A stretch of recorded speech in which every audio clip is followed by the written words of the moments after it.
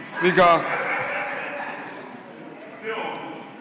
thank you for the opportunity to make a comment on the statement by the Finance Minister.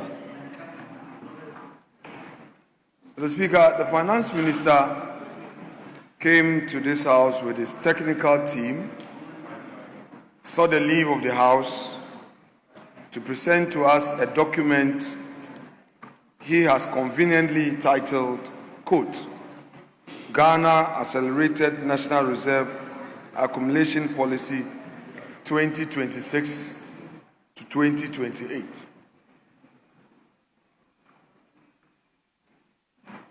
And having completed that duty,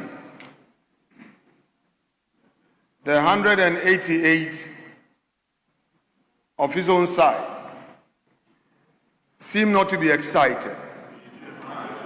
Mr. Speaker, we are not managing an economy to talk about numbers that have no direct correlation and benefit to the ordinary people on the streets of Accra. Mr. Speaker, the Finance Minister is here talking about inflation. What is inflation? When you go to the market and you cannot afford, and you say inflation. Mr. Speaker, yes, you can, because the Finance Minister came here talking to us about some 15-month import cover. Mr. Speaker, we are not interested in his economic theories. Mr. Speaker, the Finance Minister must know that this House is not interested in his new theories. Mr. Speaker, the people of Ghana, and I start from the youth, you promised them one job, 3 shifts. I expect you as a Finance Minister to come to this House to address us on effort you are making. It's been 1 year. 1 year. Your own constituent, give us data. How many people you've employed? In Jomoro, in Evaregila, in Efutu, the Transport Minister, the Roads and Highways Minister, in his own constituency at Dakru. How many people have benefited from job creation policy? You come to this House, and you tell us 15-month import cover, and you come and spend a whole 1 hour when your people have no jobs. Mr. Speaker, even when you come to the recruitment, it's a complete scam. And I'll explain to you, the recruitment into police, immigration, prisons, you are now even telling the youth that they should go and buy forms. They should go behind computer and do aptitude tests. In this country, how many areas have internet? The youth are spending more. The youth who are already unemployed, they are borrowing to spend, to have access to computer. These are things that you have ignored. You've ignored. And you come and sit here and say, macro, nebedi. Macro, nebedi. Obedia was a macro ni day. Finance Minister, what's it day? Macroeconomic and accumulation. My friend, Finance Minister,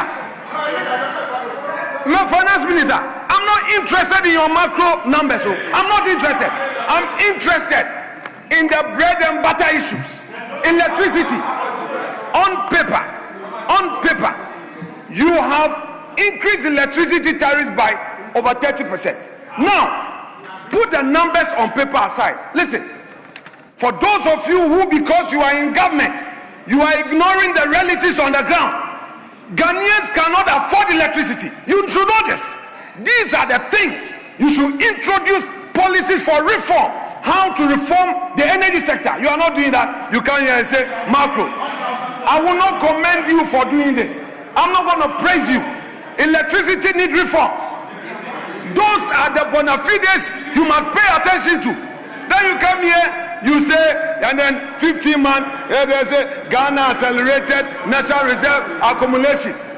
When you buy electricity, Mr. Speaker, this morning, somebody told me that she used to buy 1,000 for a whole month. Today, even if you buy 2,000 for 1 week, and so, Mr. Speaker, let us be careful what we tell the people of Ghana. Mr. Speaker, we are talking about electricity. NDC came into office. When they came into office, the first thing they did was to increase electricity tariffs. Instead of pursuing reforms under their own research agenda, they increased electricity, totaling 30%. Mr. Speaker, I repeat, the reality is that electricity tariffs have gone up by over 100% because, Mr. Speaker, the consumption, the people on the street in our constituencies, what they buy is unable to sustain them, and they know the numbers. They know how much they purchased in 2024. They know what they were buying in 2023 as compared to what they are buying now. Mr. Speaker, that is the reality. Next, Mr. Speaker, next is the cocoa. Mr. Speaker, our cocoa farmers have been a supporting pillar of our economy since the days of Gold Coast.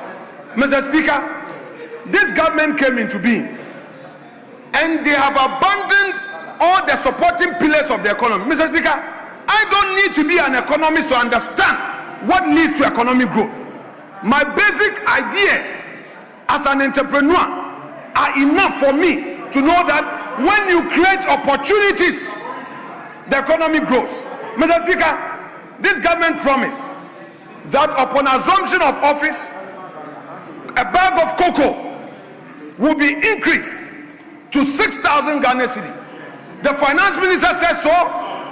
The ranking on agri said so. Mr. Speaker, today,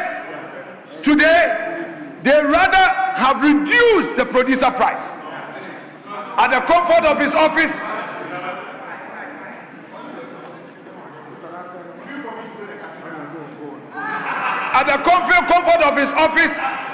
he reduced the producer price. Cocoa farmers, wana how, onyawo how. Enya wasem. What's your office? Now what say so? What's the one more haircut? What say so? You sat in your office and reduced producer price of cocoa. 1,000 Ghana cedis is what you took away. Cocoa farmers cannot pay fees. They are borrowed from the cocoa crutches. They cannot take care of their health. Those matters do not concern you. Then you come and you say Ghana accelerated National Reserve. What we demand from you, Mr. Finance Minister, is to immediately restore the producer price of cocoa that you came to meet. If you cannot increase, don't reduce it. If you cannot increase, don't reduce it. That is the reality. That is the reality, Honorable Finance Minister. Mr. Speaker, again, instead of the Finance Minister introducing incentives to grow the economy, he is not. Mr. Speaker, what businesses need is rebates, tax breaks. What businesses need is a proper environment to grow their business. Mr. Speaker, the minister is not offering any of that. There are no incentives in the economy. No employment. No employment. And then you come here, you tell us that indeed we should allow you to create a certain reserve accumulation. What is reserve accumulation? When your own constituents are hungry, your people are tired of the promises. You do politics of sloganeering. Enough of the slogans. Create jobs. Create jobs. 1 job, 3 shifts. It's you who said it. Create the jobs. Create the jobs. Go to Dansuma, Ablekuma North, Ablekuma South. You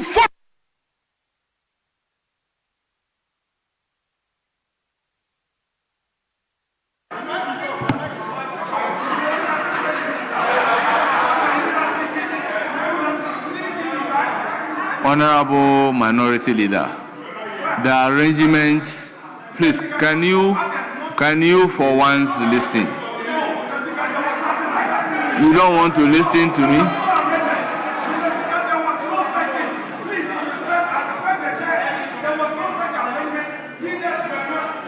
We're not restricted, and Majority Leader knows. Minority Leader, Mr. Speaker, I do not want to engage in any banter with you. If you have told me 10 minutes, I'll prepare accordingly. If you can hear me out. Mr. Speaker, I must not be cut this way. The time allocation and the arrangements were made before I took over. And I indicated right from the beginning that I am not the one controlling the time. I am not the one controlling the time. Once your time is up, you will be cut automatically.